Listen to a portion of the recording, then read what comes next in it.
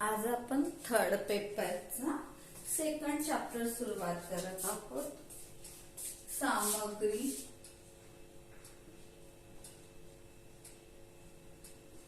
व श्रम परिव्यय.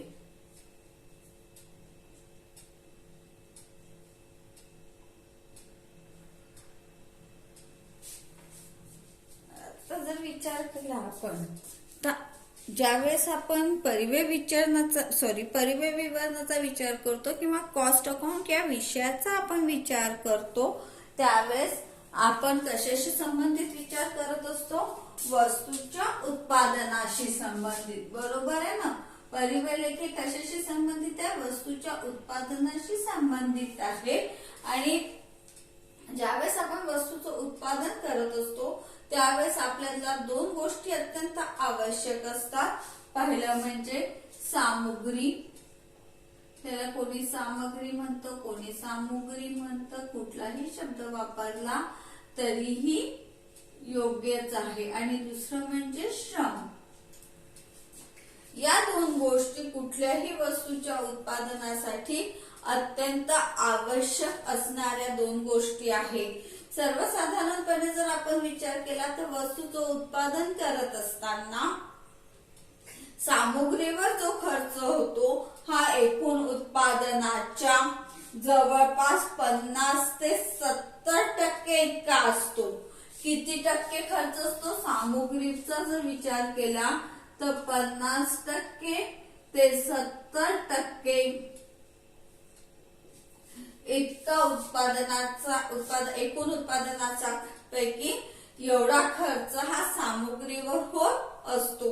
त्यामुळे सामुग्री ही कुठल्याही व्यवसायासाठी अत्यंत उपयुक्त किंवा मूलभूत काय म्हणू आपण हे आहे, घटक आहे.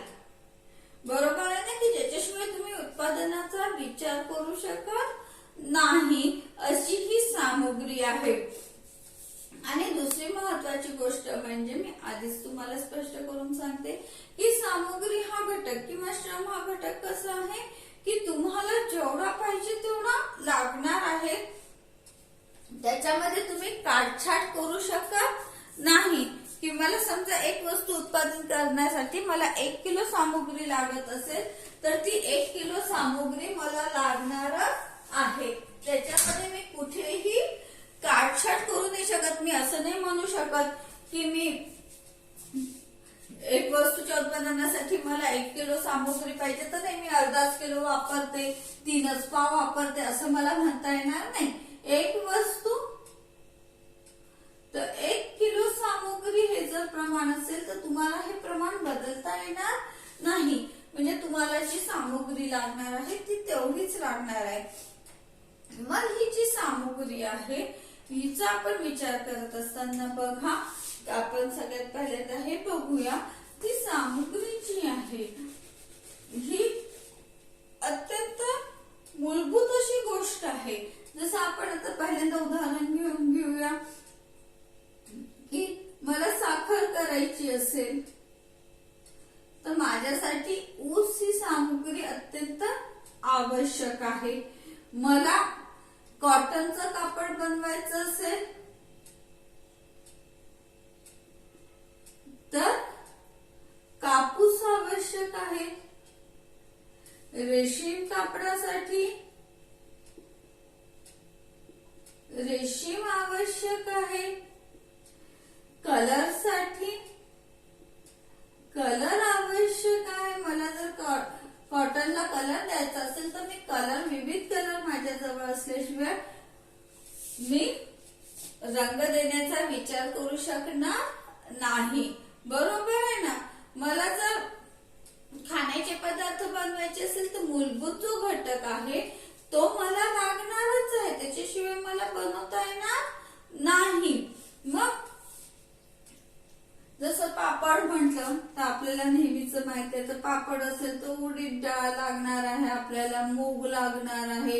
हे जे काही आपले मूलभूत घटक आहे हे जर घटक नसतील तर आपण वस्तूच्या उत्पादनाचा विचार करू शकणार नाही. बरोबर आहे ना. म्हणजेच हे घटक कसे झाले? कुठल्याही वस्तू वस्तूच्या उत्पादनासाठी लागणारे मूळ सामुग्री झाली, की ज्याच्याशिवाय आपण वस्तूच्या उत्पादनाचा विचार करू शकणार नाही.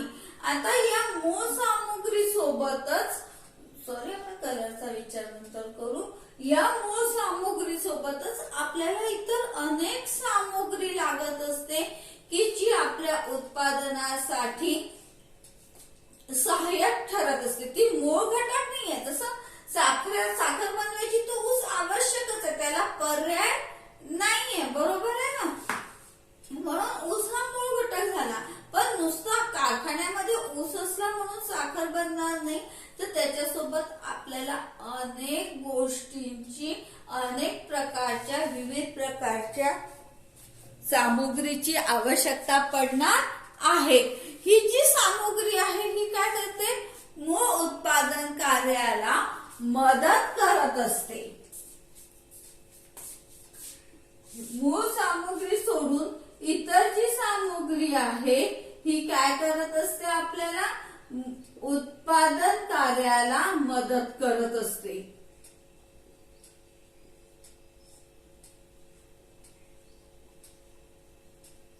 आता उत्पादन कार्याला मदत करते म्हणजे काय करते ही सामुग्री, तर आपण साधं घेऊया की माझा साखरेचा कारखाना आहे, मी ऊसापासून साखर बनवत आहे.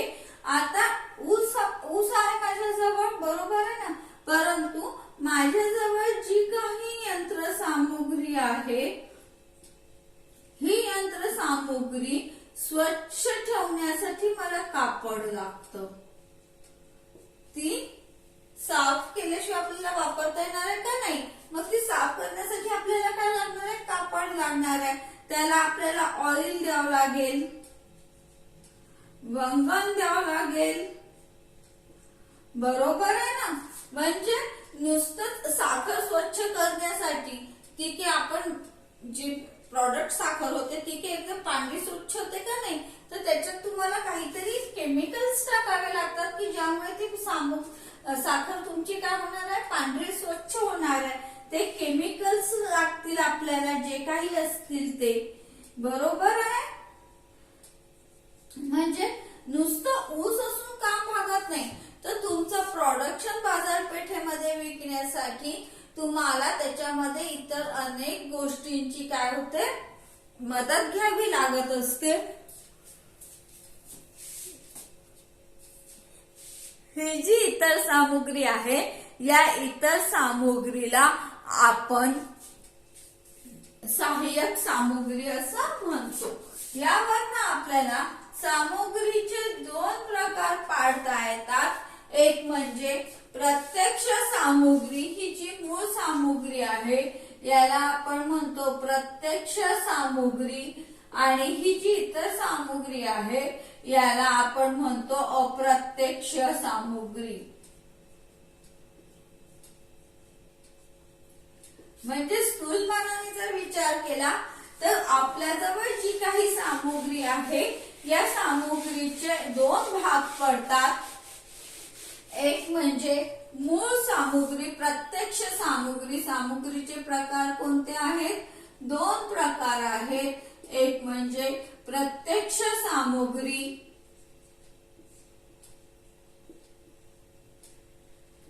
आणि दुसरं म्हणजे अप्रत्यक्ष सामुग्री. अप्रत्यक्ष सामुग्री हे झाले आपले सामुग्रीचे दोन प्रकार झालेले आहेत. प्रत्यक्ष सामुग्री म्हणजे काय, जी सामुग्री वस्तूचे उत्पादन करताना अत्यंत आवश्यक असते किंवा उत्पादनाचा जी सामुग्री मूळ घटक असते, अशा सामुग्रीला आपण प्रत्यक्ष सामुग्री असं म्हणत असतो. जसं आपण मगाशी बघितलेलं आहे की साखर हवं असेल तर ऊस पाहिजे, आपल्याला कॉटनचं कापड बनवायचं असेल तर कापड पाहिजे, रेशीम कापड बनवायचं असेल तर रेशीम लागणार आहे आपल्याला, बरोबर आहे ना. पापड करायचं असेल तर उडीद मुगाची डाळ लागणार आहे. म्हणजे या सामुग्रीशिवाय आपण उत्पादनाचा विचारही करू शकत नाही. म्हणून या सामुग्रीला आपण प्रत्यक्ष सामुग्री असं म्हणतो. ही सामुग्री कशी याचा एक वस्तूच्या एकूण उत्पादनाच्या खर्चामध्ये याचा 50 ते 70% भाग असतो. बरोबर आहे. म्हणजे वस्तूचं उत्पादन करत असताना या सामग्रीवर व्यावसायिकाला खूप मोठ्या प्रमाणावर खर्च करावा लागतो. म्हणून ही झाली आपल्या उत्पादनाची मूळ सामग्री किंवा प्रत्यक्ष सामग्री. दुसरा सामग्रीचा प्रकार कोणता आहे तर अप्रत्यक्ष सामग्री. अप्रत्यक्ष सामग्री म्हणजे काय तर जी सामग्री प्रत्यक्ष उत्पादनाचा म्हणजे मुख्य अंग नसतं तरीही जी सामग्री उत्पादनासाठी आवश्यक असते अशा सामग्रीला आपण अप्रत्यक्ष सामग्री असं म्हणत नाही. ही सामग्री आपल्याला काय म्हणता येईल उत्पादनासाठी आवश्यकच आहे परंतु अत्यंत आवश्यक नाही. तिच्यासाठी जसं आपण म्हटलं की ऊस असेल तर आपल्याला साखर बनवता येते मग कदाचित ती काळपट होईल तिला आपल्याला विशिष्ट आकार नाही देता येणार किंवा आपल्याला पाहिजे तशाच्या ती बनवता येणार नाही. परंतु ऊस असेल तर आपल्याला साखर बनवता येणार आहे. बरोबर आहे ना. परंतु ही जी आपल्यासाठी अप्रत्यक्ष सामग्री आहे ही अप्रत्यक्ष सामग्री सुद्धा तेवढीच आवश्यक आहे. कारण का बरं आवश्यक आहे कारण की विचार करा तुम्ही की जर अप्रत्यक्ष सामग्री तुम्ही वापरली नाही तर तुम्हाला उत्पादनाचं कार्य पूर्णत्वास नेणं कठीण होऊन जाईल. जसं माझ्याजवळ यंत्र आहे आणि ते यंत्र साफ करण्यासाठी माझ्याजवळ खराब कापडच नसेल किंवा यंत्राला द्यायला माझ्याजवळ ऑइल नसेल वंगण नसेल तर मला ते यंत्र खूप काळापर्यंत चालवता येईल का चांगल्या स्थितीमध्ये नाही चालवता येणार. त्याच्यावरचा उत्पादनाचा दर्जा नंतर खराब होत जाणार आहे. बरोबर आहे ना. म्हणून उत्पादनामध्ये सातत्य टिकवण्यासाठी उत्पादनाचा दर्जा टिकवून ठेवण्यासाठी ही जी अप्रत्यक्ष सामग्री आहे ही काय करत असते मदत करत असते. ती उत्पादनामध्ये प्रत्यक्ष सहभाग घेईलच असं नाही परंतु उत्पादन कार्य सुरळीतपणे चालवण्यासाठी ही अप्रत्यक्ष सामग्री काय करत असते मदत करत असते. अप्रत्यक्ष सामग्री विविध प्रकारची असते जसं कोळसा आहे तेल आहे वंगण आहे इत्यादी विविध प्रकार या अप्रत्यक्ष सामग्रीचे आहेत.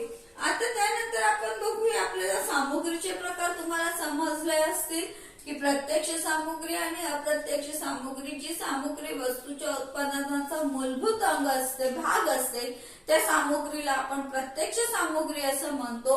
तर जी सामग्री उत्पादन कार्य सुरळीतपणे व्यवस्थित चालवण्यासाठी सहाय्यक ठरत असते अशा सामग्रीला आपण अप्रत्यक्ष सामग्री असं म्हणत असतो. आता त्यानंतर आपण बघूया सामग्रीची खरेदी. आता ज्या सामग्रीवर आपण एकूण उत्पादन खर्चाचा 50 ते 70% भाग खर्च करतो उत्पादन खर्चाच्या उत्पादन वेळेच्या किती 50 ते 70% भाग आपण ज्याच्यावर खर्च करत असतो या सामग्रीची खरेदी योग्य पद्धतीने करणं हे सुद्धा अत्यंत आवश्यक आहे. कारण की जर सामग्रीची खरेदी तुम्ही योग्य पद्धतीने केली नाही तर काय होईल तुम्हाला योग्य दर्जाचा कच्चा माल जर खरेदी करता आला नाही तर तुमच्या उत्पादित वस्तूचा दर्जा देखील कसा राहणार आहे खराब राहणार आहे. म्हणून सामग्रीची खरेदी हा एक अत्यंत स्वतंत्र असा विषय आहे की ज्याच्यावर तुम्हाला काय म्हणू आपण एक स्वतंत्र विषय की ज्याच्यावर आपल्याला पूर्णतः एक चॅप्टर घेतला जाऊ शकतो. याच्यामध्ये बघू आपण सामग्रीची खरेदी म्हणजे काय आहे. योग्य प्रकारचा कच्चा माल यंत्र सामग्री व उपकरणे यांची वस्तू निर्मिती करिता योग्य प्रमाणात योग्य दर्जाची योग्य किमतीत व योग्य वेळेत खरेदी केलेली म्हणजे मुक्त खरेदी होईल. बघा आता याच्यामध्ये आपल्याला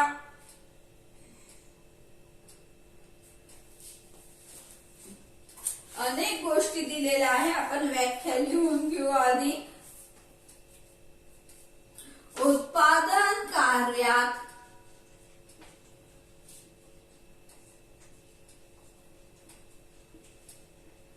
सातत्य टिकवून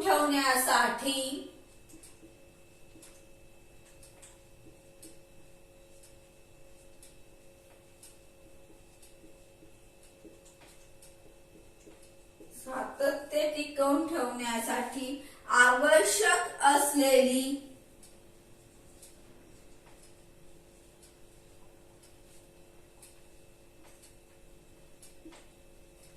सर्व प्रकारची सामग्री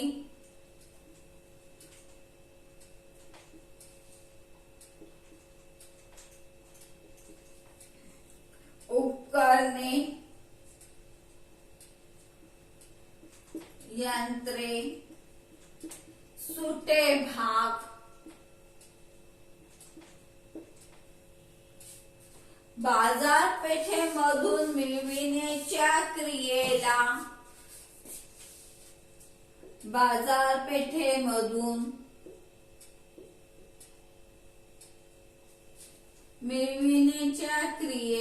खरेदी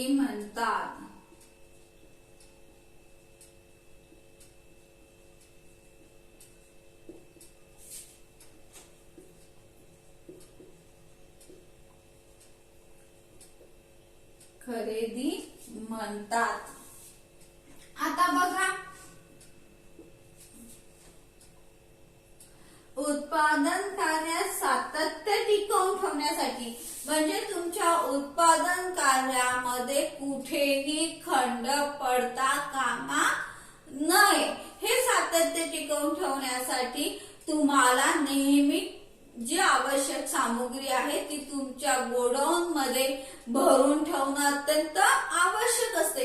हे सातत्य टिकवून ठेवणं का आवश्यक आहे? कारण की तुमच्या जवळ जेव्हा तुम्ही वस्तूचं उत्पादन करत असता त्यावेळेस तुमची जी काही यंत्रसामुग्री असते ही यंत्रसामुग्री जर मध्ये तुमच्या जवळ कच्चा माल नाहीये म्हणून ही यंत्रसामुग्री जर मध्येच बंद पडली तर काय होतं, ती परत सुरू करण्यासाठी तुम्हाला अनेक तास वाया जाऊ द्यावे लागतात. रेग्युलर उत्पादन त्याच्यावर परत मिळवण्यासाठी तुम्हाला अनेक तास काय करावं लागतं, त्याच्यावर काम करावं लागतं. आणि त्याचप्रमाणे तुमच्या मालाचा पुरवठा जर बाजारपेठेतला खंडित झाला तर तुमचा ग्राहक वर्ग दुसरीकडे जाण्याची सुद्धा शक्यता असते. दोन्ही गोष्टी महत्वाच्या आहेत. पहिल्यांदा आपण बघू की समजा माझ्या जवळचा कच्चा माल संपला आणि मग काही दिवस मला ते यंत्र बंद ठेवावं लागलं तर परत ते यंत्र सुरू करण्यासाठी काही यंत्र सुरू करण्यासाठी 14 15 तास काय करावं लागतं, त्याच्यावर ते रेग्युलर येण्यासाठी तुम्हाला वेळ द्यावा लागत असतो.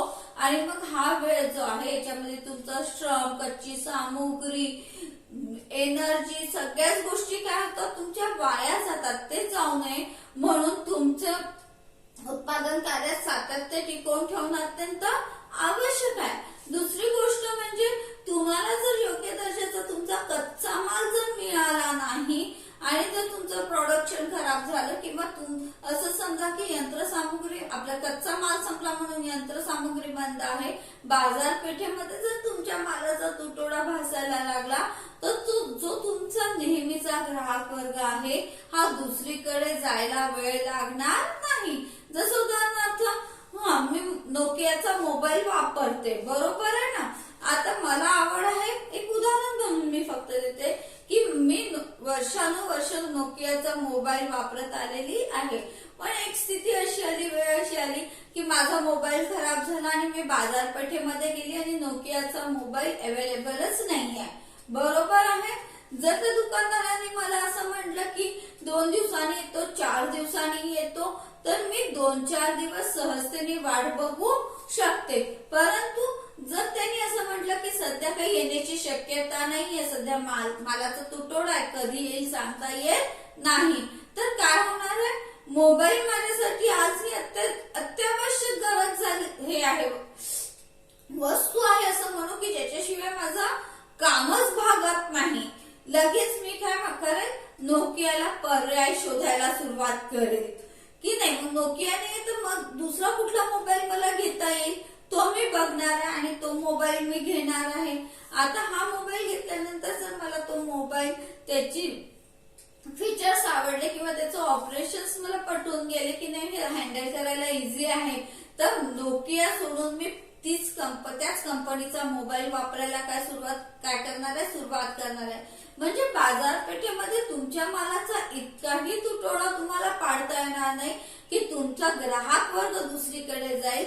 परत त्या ग्राहकाला तुमच्याकडे आणायला तुम्हाला बरेच परिश्रम करावे लागत असतात. म्हणून वस्तूच्या उत्पादन कार्यात सातत्य टिकवून ठेवणं अत्यंत आवश्यक आहे. त्यानंतर आवश्यक असलेल्या सर्व प्रकारची सामुग्री, उपकरणे, यंत्र, सुटे भाग हे सर्व सामुग्रीमध्ये आलेलं आहे. यंत्र आहे आपलं, उपकरणांचे सुटे भाग आहे. या सर्व गोष्टी आपल्याला बाजारपेठेमधून ज्यावेळेस आपण खरेदी करत असतो किंवा विकत घेत असतो तेव्हा त्याला आपण काय म्हणत असतो, खरेदी असं म्हणत असतो. हे झालं आपल्या सामुग्रीच्या खरेदीचं इथपर्यंत आपण आज घेतलेलं आहे. त्यानंतर आपण बघूया सामुग्रीच्या खरेदीची गरज. सगळ्यात पहिल्यांदा गरज जर विचार केला आपण तर परत गरजेमध्ये सामुग्रीच्या खरेदीची गरज का पडते आपल्याला, उत्पादन कार्यात सातत्य टिकवून ठेवण्यासाठी आपल्याला सामुग्रीची खरेदी योग्य पद्धतीने करणं अत्यंत आवश्यक आहे.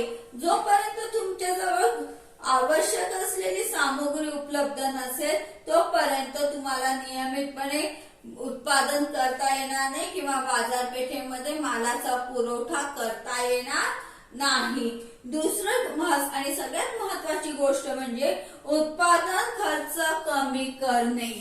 पहिलं झालं गरज, दुसरं झालं उत्पादन खर्च कमी करणे.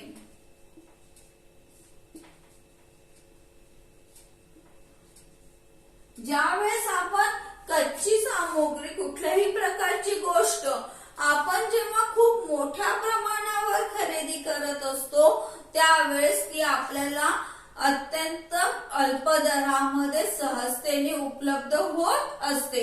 आणि जर आपण कच्च्या सामुग्रीचा जर विचार केला तर आपली कच्ची सामुग्री ही सहसा कशावर असते, शेतमालावर किंवा खाणीवर अवलंबून असते.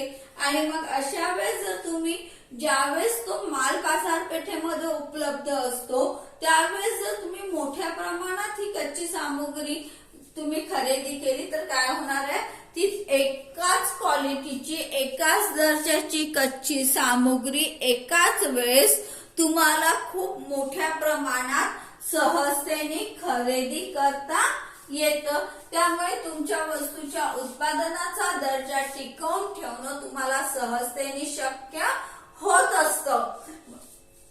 हा काय आहे उत्पादन. त्यामुळे काय होतं, उत्पादनाचा खर्च कमी होतो. बघा जसं आपण साधी गोष्ट आहे, आपण बाजारात गेलो आणि आपल्याला पावभर भाजी घ्यायची असेल तर तो दुकानदार काही किंमत कमी करत नाही. आपल्या रोजच्या जीवनातलं उदाहरण आहे. पण आपल्याला जर किलोभर घ्यायची असेल, 1.5 किलो घ्यायची असेल तर लगेच तो काय करतो, त्या वस्तूची किंमत कमी करतो. म्हणजे तुम्ही जेवढी जास्त सामुग्री खरेदी कराल तेवढं त्याची प्राइस तुम्हाला काय होते, कमी किमतीमध्ये ती सहजतेने उपलब्ध होत असते. त्यामुळे तुमच्या उत्पादनाचा खर्च काय होतो, त्या मानाने मर्यादित होतो. तिसरं महत्वाचं म्हणजे उत्पादन दर्जा टिकवून ठेवण्यासाठी, उत्पादित वस्तूचा दर्जा टिकवून ठेवण्यासाठी. आता उत्पादित वस्तूचा दर्जा टिकवणं म्हणजे काय बघा,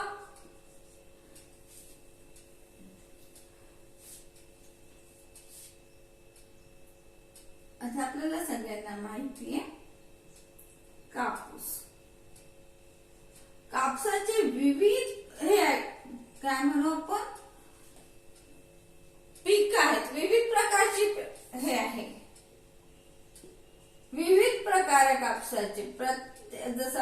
बीटीचा कापूस यायचा आहे ते. आता ह्या प्रत्येक कापूस हा कापूसच जरी असला, शेतामध्ये प्रोडक्शन होणार असला तरीही प्रत्येकाच्या कापसाची क्वालिटी ही वेगवेगळी असते. काही कापसाचे लांब धागे निघतात, काही कापूस चिवट असतो, काही कापूस हलक्या प्रतीचा असतो. आता ज्या प्रकारे तुम्हाला वस्तू कापड बनवायचं असेल त्या पद्धतीने तुम्हाला योग्य दर्जाच्या कापसाची खरेदी करणं अत्यंत आवश्यक आहे. आणि जर तुमचा कापूस हा सगळा एकाच दर्जाचा असेल तर त्याच्यापासून उत्पादित होणार कापड देखील एकाच दर्जाचं राहणार आहे. मी 10 प्रकारचे वेगवेगळ्या कंपन्यांचे जे कापूस असतील, आता आपल्याला त्याची एवढी नावं माहित नाहीयेत, बरोबर आहे ना, पण एवढं माहित आहे की त्याच्याही मध्ये आपण ऍडव्हर्टाईज बघतो. ज्यावेळेस कापसाची पेरणी असते त्यावेळेस अनेक बियाण्यांच्या काय असतात, ऍडव्हर्टाईज असतात आणि मग त्याच्यामध्ये दिलेलं असतं लांब धाग्याचं आहे, आखूड धाग्याचं आहे, असे विविध त्यांनी काय केले असतं ऍडव्हर्टाईज मध्ये विविध गोष्टी त्या कापसाच्या पिकाबद्दल आपल्याला सांगितलेल्या असतात. आता जर तुम्हाला एकाच प्रकारचा कापूस हवा असेल तर तुम्हाला जेव्हा कापूस शेतीतून निघून बाजारपेठेमध्ये कापूस विक्रीसाठी येतो त्यावेळेस जर तुम्ही कापसाची खरेदी केली तर तुम्हाला एकाच क्वालिटीचा कापूस सहजतेने उपलब्ध होत असतो आणि तो तुम्हाला योग्य किमतीतही भेटतो.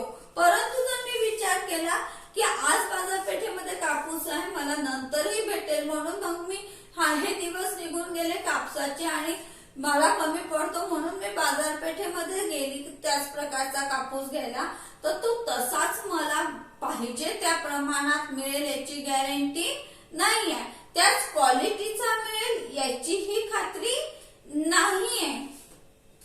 आणि मला आज जर मी कापूस 10 रुपये किलोने घेत असेल आणि कापसाच्या मार्केटमधला कापूस संपल्यानंतर मी जर तो कापूस घ्यायला गेली तर तोच मला 40 किंवा 50 रुपये किलोने देखील सहजतेने मिळेल, कारण की त्यावेळेस बाजारपेठेमध्ये कच्चा माल उपलब्ध नाहीये. परंतु माझी ती गरज आहे, माझं यंत्र बंद पडू नये म्हणून मला कापूस खरेदी करावा लागेल, तर तो मला दुप्पट तिप्पट चौपट भावाने सुद्धा खरेदी करावा लागेल. म्हणजे माझा उत्पादन खर्च काय होणार आहे, वाढणार आहे. त्याचबरोबर त्या कापसाची क्वालिटी तीच असेल याचीही गॅरंटी मिळणार नाही. तो सगळा कापूस एकसारखा राहील असाही नाही. आणि जर तुमचा कापूस थोडा कमी जास्त झाला तर तुमच्या उत्पादित मालाचा दर्जा देखील स्थिर राहणार नाही किंवा त्याच्यामध्ये तुम्हाला सातत्य टिकवता येणार नाही. म्हणून दर्जेदार वस्तूच्या उत्पादनासाठी तुम्हाला योग्य पद्धतीने खरेदी करणं आवश्यक आहे. त्यानंतरच सगळ्यात महत्वाचं म्हणजे भांडवलाच्या गतिशील वापरासाठी ज्यावेळेस तुम्ही कच्चा माल खरेदी करत असता त्यावेळी तुमच्या भांडवलाचा देखील तुम्हाला विचार करणं अत्यंत आवश्यक आहे. हे झाले आपले खरेदीच्या आवश्यकता काय आहे हे आपण आता बघितलेलं आहे. बाकीचं आपण उद्या बघू.